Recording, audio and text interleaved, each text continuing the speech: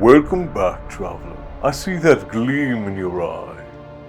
You've returned for another tale, haven't you? Well, tonight I think I might have one that's full of blood, betrayal, and divine trickery.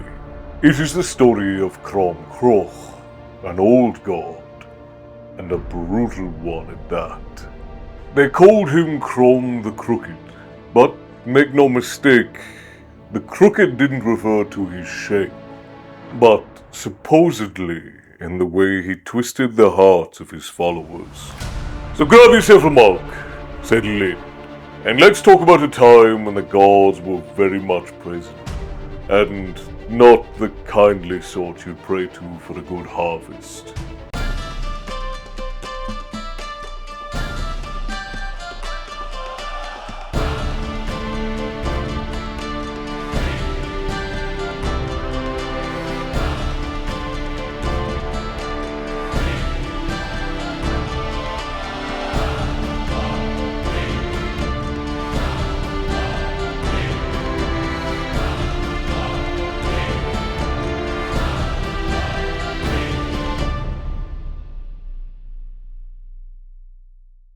Now, Crom Cruach, his name might not be familiar to most these days, but back in the day, he was feared all across the Emerald Isle. A god of fertility, some said, but most knew him as a god of sacrifice. You see, Crom wasn't the kind to just accept a prayer. No, he demanded blood. Livestock, sure, but also the blood of people. You wanted a good harvest? You gave Crom your best bull. You wanted a miracle? Well, you were going to have to part with something far more valuable than that. And if you refused, well, then the blight would come, and famine would creep amongst those you love. And you would learn very quickly, no one crosses Crom Cruach. Imagine a field, traveler, the kind that stretches out under an iron-grey sky. And in the middle stands Crom's idol. 12 smaller stone figures with a single gigantic and glorious golden one sitting directly in the center, crooked and imposing. The people of ancient Erin would supposedly bring their offerings here and place them at the feet of the hunched god. And some would even whisper that at the dawn, they would see the eyes of Crom glowing as the sun faded away, ever so faintly as if pleased by his people's devotion. But like all ancient gods who demanded too much, Crom's reign did not last long. And according to some of the old tales, Crom's idol wasn't always gold.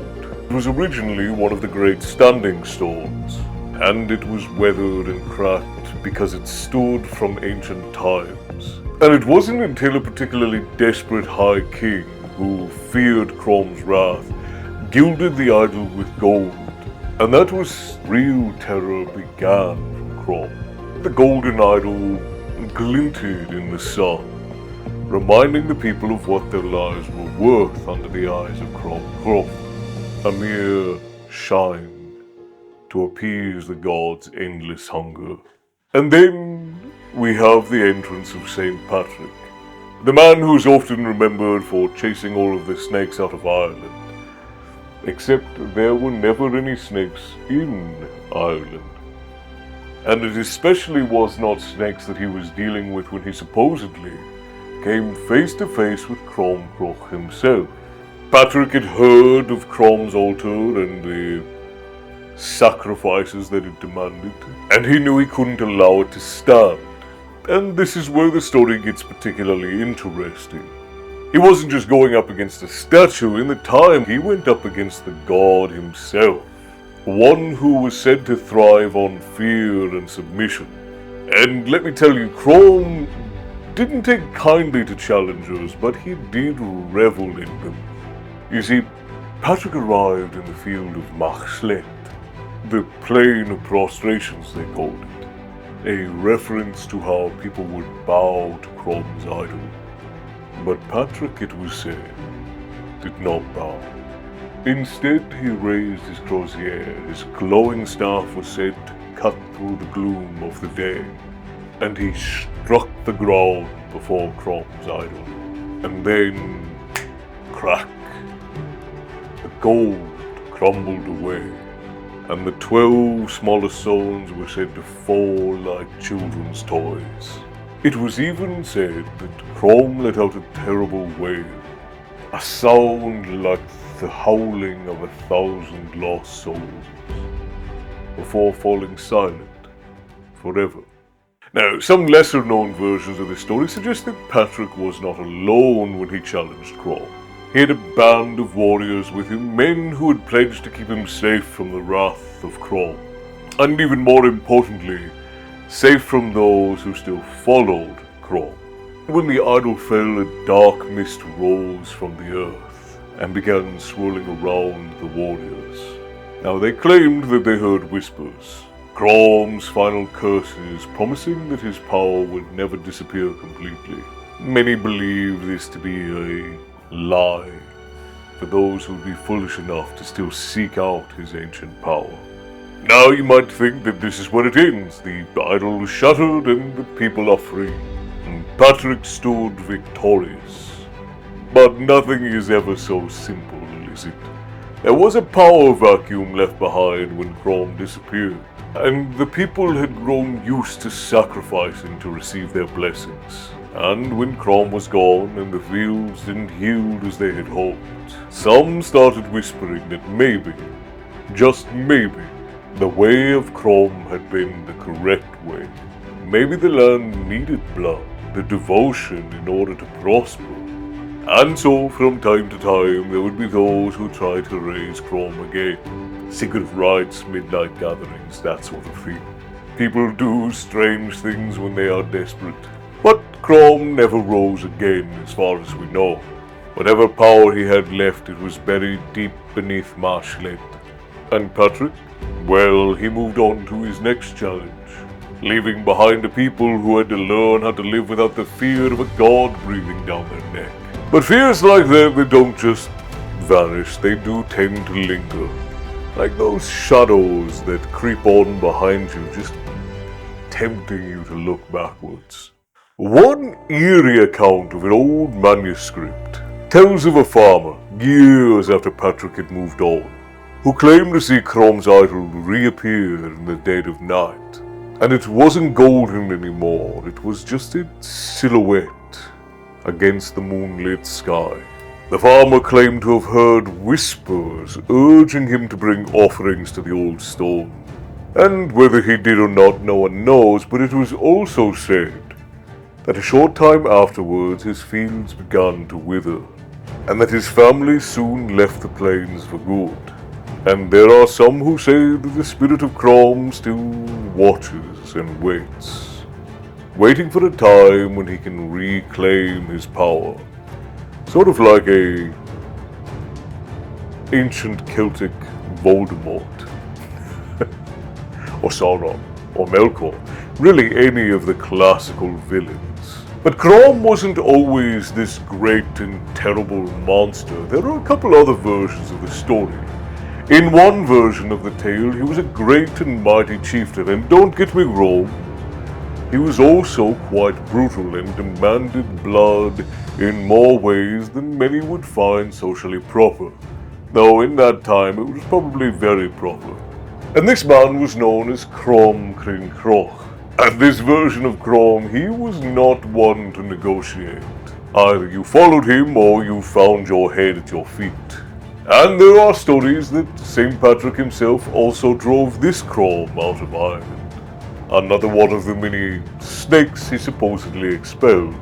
Though, as I'm sure you've guessed, and many believe that the snakes represented the old pagan creeping beliefs that remained under the mounds of Ireland. And many believe that this is a symbolic struggle between the pagans and Christians as the two ideologies battled it out in Ireland. But, as I said, the power of Crom never truly left Ireland. Even in instances like this particular chieftain, They just sort of go underground and wait to resurface. But Crom's story doesn't even stop there with all of the blood and warlords. His story stretches back to an even older time when the gods walked the earth in primordial forms. And this is a story that comes directly from my clan and my family, preserved here in the back rooms of the tavern. You see, Crom wasn't always a chieftain or even always a god. In this ancient story, he was a great beast, and in the earliest tales he could even be called a dragon, a great golden serpent whose body stretched across land and sea. And in a lot of early mythologies, dragons represent a sort of primordial power, representing raw and untamed forces of nature. Fertility and the earth and the deep mysteries that exist beneath the surface. He was more than a god of life or death, he was part of the very pulse of the world. His breath was the wind, his voice was the waves, his body the very bones of the earth. But this is a Crom that very few remember today, the one that existed long before history tried to tame him. And perhaps he still does. Waiting beneath the earth, waiting for the right time to rise again. So, traveler, what is the lesson here? Beware any god that demands too much of you, whether they come from inside or without. They might offer blessings, sure, but they come at a cost, and often the price is far too high to pay. Crom Cruach was a god of fear and sacrifice, and he held people in thrall through terror. And Patrick, for all of his faults, knew that freedom could never reign in the light of fear. So he broke Crom's idol and shattered his power, and then left the people to themselves to decide how they would face the harshness of reality. It wasn't perfect, as life never will be, but it is better than bowing to a crooked god. And isn't that just the way of things? Everyone has their idols.